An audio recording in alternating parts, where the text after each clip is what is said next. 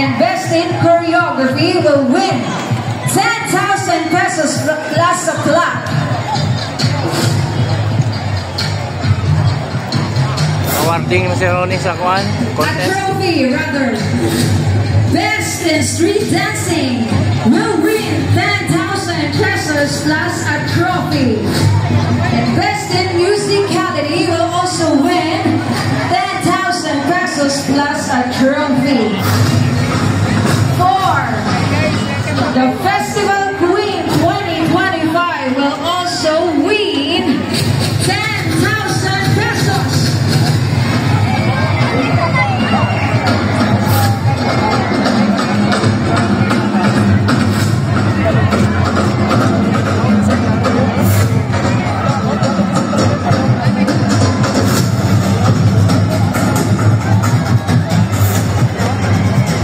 The Festival Queens who would not win will receive a consolation award of 2,000 pesos.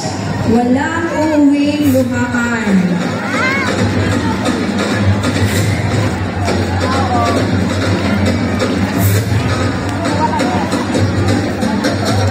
While waiting for the deliberation of results, let me take this opportunity to award the certificates of committees in this event. Let me read to you the citation. And we will request our beautiful municipal administrator, Ma'am Bernardita De Kimball,